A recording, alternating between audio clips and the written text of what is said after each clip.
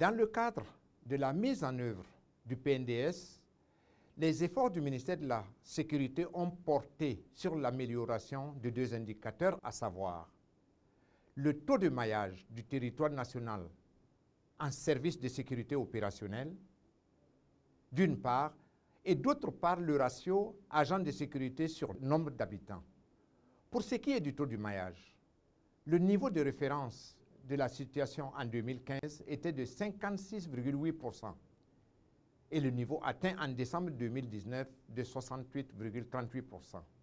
Ce résultat comparé à la situation de 2015 fait ressortir une nette amélioration de plus de 11 points en valeur relative. Ces progrès ont été atteints grâce à la réalisation, entre autres, de la construction d'infrastructures, dont 19 commissariats de police de district, 5 brigades territoriales de gendarmerie, de la construction du nouveau siège de la Direction générale de la police nationale, de la construction du camp de l'unité d'intervention polyvalente de la police nationale et enfin de la construction du poste de commandement du groupement de gendarmerie de Tenkotogo. Pour ce qui est du ratio, agents de sécurité sur nombre d'habitants, le ratio en 2015 était de 1 policier pour 948 habitants. Le niveau atteint en 2019 est de 1 policier pour 690. Ce résultat nous donne l'espoir en 2020 de ne pas être loin du ratio international admis qui est de 1 policier pour 400 habitants. Cette amélioration a été possible grâce au renforcement des effectifs de gendarmes et de policiers. Lors de la mise en œuvre du mandat de son Excellence le Président du Faso, le terrorisme s'est invité et cela a nécessité des réformes importantes pour améliorer le niveau de résilience de nos forces de sécurité.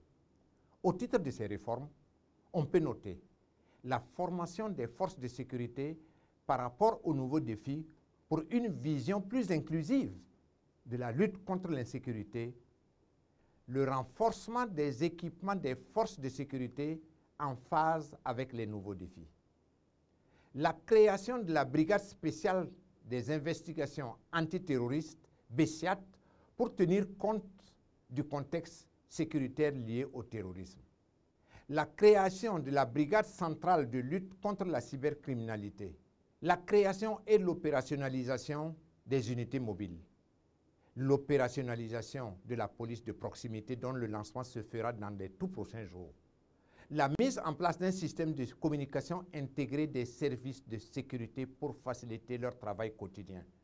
Par ailleurs, pour assurer une meilleure prise en charge des questions sécuritaires, le gouvernement est avancé dans l'élaboration d'une politique de sécurité nationale, assortie d'une stratégie de sécurité nationale et d'une loi sur la sécurité nationale.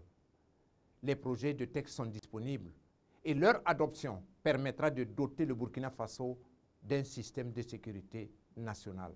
Je me réserve ici de quantifier les différentes interventions et l'œuvre accomplie chaque jour, chaque minute et chaque heure par nos braves forces de sécurité. Au demeurant, la dynamique de résilience des forces de sécurité s'est améliorée de façon significative. Au vu des réformes et des résultats obtenus, on peut affirmer sans équivoque que la vision de son Excellence le Président du Faso, Roch Marc Christian Kaboré, commence à porter ses fruits. Les perspectives sont nombreuses et ambitieuses en vue de faire régner la paix, la tranquillité et la sécurité dans notre pays. Cette lutte de longue haleine se fera dans le respect des droits humains et dans le cadre de la chaîne pénale. Nous comptons sur l'implication de tous pour la construction d'une police démocratique, moderne et efficace au service des populations. Je vous remercie.